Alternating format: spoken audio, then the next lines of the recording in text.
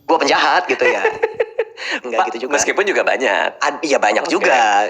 Terus, aduh, ini tanya nggak ya? Serena Rose, bagaimana caranya memaafkan orang tua? Sudah selalu diafirmasi ternyata belum tuntas di hati. Apa sih cara lain untuk menyembuhkan childhood trauma? Berarti dia tuh merasa bahwa cara untuk sembuh dari trauma masa kecil dia adalah memaafkan. Dia merasa gitu kan? Sudah saya afirmasi tapi nggak kelar-kelar nih. Makanya dia bilang ada cara lain nggak selain memaafkan orang tua. Wah ini kayak banyak problem nih di masyarakat kita nih. Banyak. Dan jawabannya juga banyak selain memaafkan. Oh iya? Anyway, gue nggak bilang memaafkan itu jelek loh ya. Oke. Tapi biasanya kalau orang datang terus nanya kayak gitu, dok gimana caranya untuk sembuh dari trauma orang tua? Padahal aku susah memaafkan. Biasanya gue justru ngomong, jangan maafkan. Oh. Bukan berarti di klip oke nih. Dokter ini mengatakan jangan maafkan orang tua. Ya. Terus ya jadi apa? Ada banyak jalan gitu. Ada banyak jalan. Okay. Kalau rasanya memaafkan itu nggak bisa, ya nggak usah pakai itu. Belok aja dikit. Menjadi? Belok dikitnya adalah kita pengennya memaafkan biar rasa sakitnya hilang. Bisa, jalan itu bisa. Tapi kalau nggak bisa, ya hilangin dulu rasa sakitnya baru maafin. Dengan cara kayak tadi itu, metode tadi itu. Metode apapun sebenarnya. Kita fokusnya jadi ke rasa sakitnya, bukan ke memaafkannya. Definisi dulu. Memaafkan adalah seseorang melepaskan keinginannya atau dorongannya atau perasaan berhaknya untuk menuntut pembalasan dari orang yang menyakitinya. Oke, iya, itu definisinya. Itu definisinya. Tapi kita bisa juga menghilangkan rasa sakitnya tanpa ini dulu. Tanpa gue balas dendam, tanpa ada keadilan dulu, atau tanpa ada rekonsiliasi dulu. Ya hilangin dulu rasa sakitnya. Gimana? Ya tahu dulu rasa sakitnya apa. Biasanya gue akan justru nanya, itu perasaan di situ ada apa aja? Oke. Kenapa lu ngerasa kayak gitu? Dan lain sebagainya. Kenapa lu pertahankan perasaan itu? Buat apa? Dan lain sebagainya. Setelah itu diketahui, ya ini berarti baik. Nggak harus maafin. Di situ akan ada kelegaan dulu, baru kita sepakati ini menguntungkan nggak dibawa di masa depan. Kalau nggak, mau kapan nih kita selesaiin? Begitu dia siap, sekarang oke kita selesaiin. Tinggal dipanggil bagian yang merasa paling sakit di momen tersebut, terus udah deh selesaikan di situ. Itu yang mungkin disebut sebagai reparenting inner child gitu. Orang tua itu kan banyak yang niatnya baik dong. Iya dong. Iya. Pasti kan kayak yang namanya juga orang tua punya anak, di dalam kepala mereka akan melakukan terbaik buat anak dong. Benar. Tapi ujung-ujungnya banyak yang kayak gini-gini nih. Childhood trauma, merasa ini segala macam. Sebenarnya disparitasnya di mana sih? Mismatch-nya tuh di mana sih? Kenapa orang tua yang selalu niat baik kok jadinya trauma? Malah anaknya trauma sampai ke bawah-bawah nggak bisa maafin nih. Itu apa yang terjadi tuh? Wah ini gue bisa jelasin panjang banget nih. Gue mulai dari mana ya? Gak apa-apa. Pelan-pelan aja. Pelan-pelan ya. Seru nih. Kita mulai dari orang tua juga tidak tahu caranya untuk membesarkan anak. Dia lahir dengan lukanya, dia tumbuh besar dengan pengetahuan menurut orang tuanya. Nggak ada keterbukaan informasi saat itu, nggak ada kan webinar parenting pada saat itu nggak ada. So informasinya memang nggak ada. Cara yang dia tahu adalah ya lakukan serangan, kritik secara verbal, jangan apresiasi. Kalau diapresiasi nanti anaknya lemah, kalau nanti nggak direndahkan anaknya akan tinggi hati, gitu-gitulah. Berdasarkan pengetahuan yang mereka punya. Sehingga sekalipun niatnya baik, caranya nggak baik. Karena caranya nggak baik, hasilnya buruk. Sesimpel itu. Tapi kadangkala ini bukan cuma tentang informasi, ini tentang rasa sakit yang orang tua punya. Sehingga sekalipun saya tahu caranya, tapi nggak bisa. Tiap kali anaknya tantrum misalnya, kok bawaannya pengen ngetebalikin meja gitu misalnya. Cara untuk kita tahu itu luka atau enggak, saya suka ngajak untuk menelusur. Then what? Kalau anak lo tantrum di mall, then what? Ya nanti orang-orang akan ngeliat dong. Ya kalau orang-orang ngeliat, then what? Ya nanti gue dianggap ibu yang gagal. Nah, berarti ini tentang saya gagal. Ada luka terhadap gagal di situ, apapun konteksnya mungkin. Gagal itu yang kemudian ditelusur, diselesaikan. Karena kalau kayak gitu konteksnya, mau kita tahu caranya nggak bisa.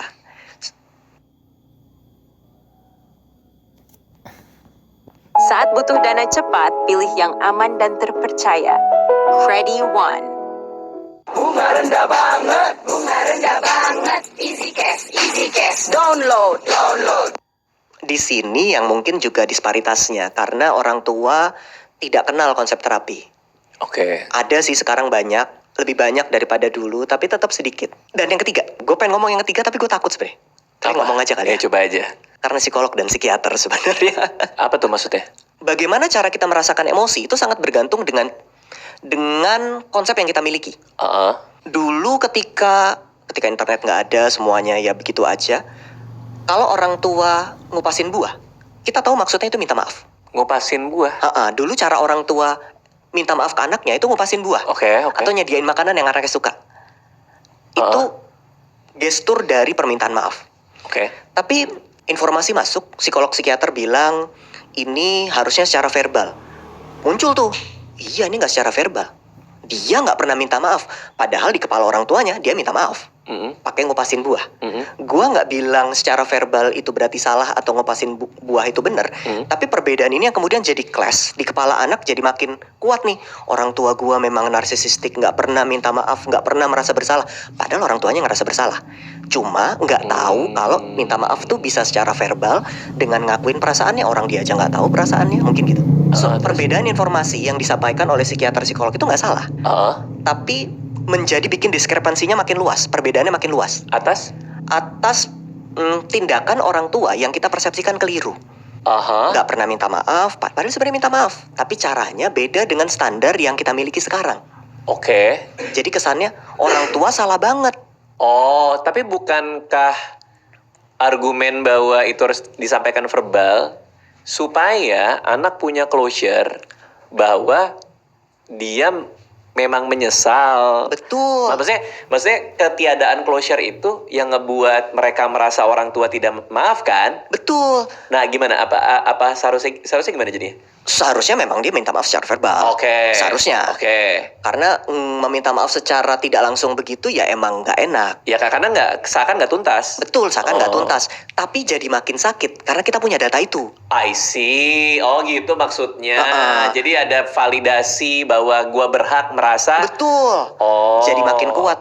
Tapi artinya gua nggak bilang maka biarkan orang tua tidak minta maaf secara verbal. Tapi salah satu penyebabnya adalah karena kita tahu. Ya. Walaupun ya jadi nggak kayak berarti nggak tahu ya nggak gitu juga sih sebenarnya. Ya. Tapi itu kayak masalah persepsi orang yang terima aja sih kayaknya ya. Maksudnya kan orang bisa mempersepsikan informasi itu sebagai kayak mungkin orang tua gua nggak tahu cara terbaik meminta maaf dibanding daripada kita dengerin informasi ini terus orang-orang anak-anak ini pada ngerasa bahwa tuh kan emang dia salah, ngerti gak sih? Iya. Kita juga seharusnya bersikapnya bisa lebih betul luas juga kan. Benar itu memang tergantung dengan yang nangkep. Iya. Kalau informasi itu kan sebenarnya netral aja ya. Betul.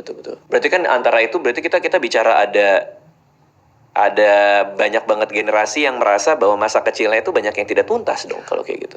Benar, tapi itulah justru poinnya. Sehingga dari generasi ke generasi kita progressing terus. Kita menjadi lebih baik dalam berkomunikasi, kita lebih baik dalam mencintai anak. Menurut gua pengetahuan yang berbeda ini tidak semata-mata untuk menyalahkan, tapi untuk belajar terus-menerus lebih baik begitu.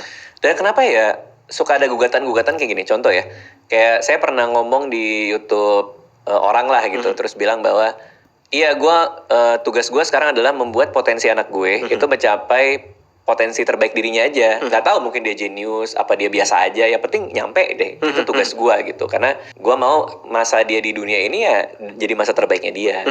Terus komen tuh ada aja tuh yang bilang kayak kalau pemikiran gitu mudah-mudahan anaknya nggak jadi manja. Kita lihat aja apakah anaknya akan nginjek-nginjek orang tuanya. Terus kayak Kenapa harus dilihat dari sudut pandang yang negatif sekali ya? Bentar, gue bahkan nggak nyambung itu kalimatnya, nyambungnya di mana? Ya karena kita melayani anak, seolah gua di sini untuk membuat waktu lo jadi yang terbaik gitu.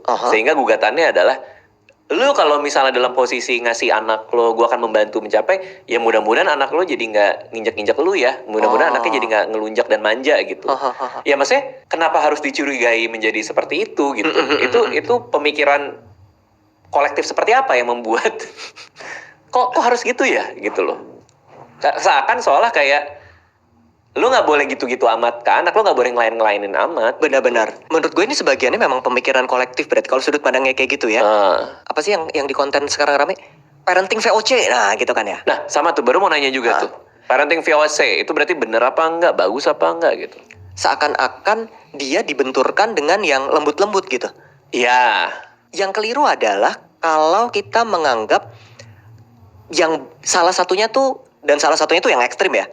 Salah satunya yang lembut banget atau yang keras banget itu benar.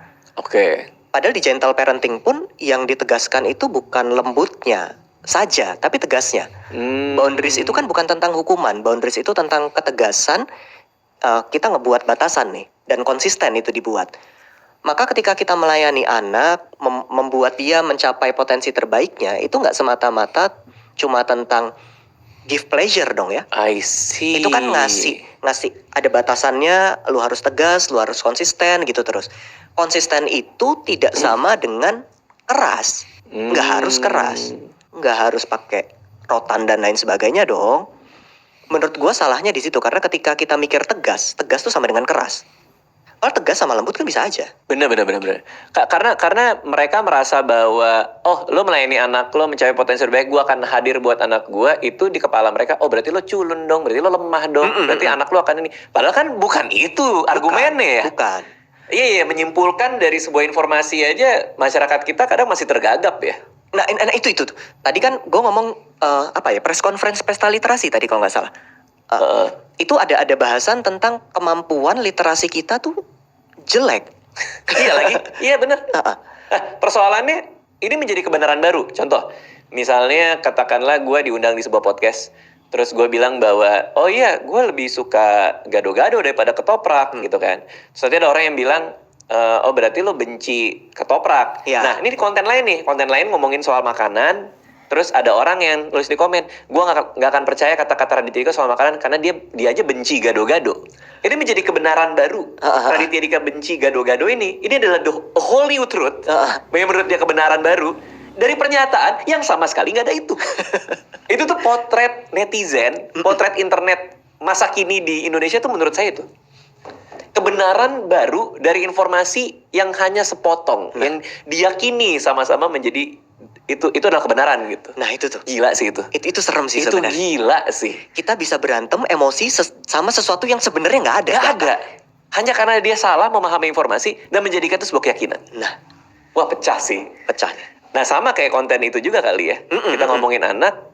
Berarti sebagai psikiater ketika membuat konten-konten edukasi di Instagram banyak yang salah masuk lubang juga. Salah. Banyak. Dan itu kenapa gue mikir keras kalau gue lagi pengen upload konten. Oh gitu. Konten di Google Drive gue tuh banyak banget bang. Oke. Tapi kadang pas mau upload tuh, ini orang nangkepnya gimana ya? Ini kalau salah gimana ya? Gitu. Akan ada pikiran kayak gitu. Jadi banyakan yang nggak ke-upload justru. Karena takut orang lain salah tangkep. Pernah nggak saking salah tangkepnya terus kayak malah jadi diserang tapi atas hal yang dia salah nangkep banget gitu? Ada nggak contohnya? Enggak sih. Tapi kalau disanggah-sanggah mah ada aja lah ya. Disanggah-sanggah aja paling. Kalau diserang sih enggak sih. Enggak ya. Oke. Haisa is right.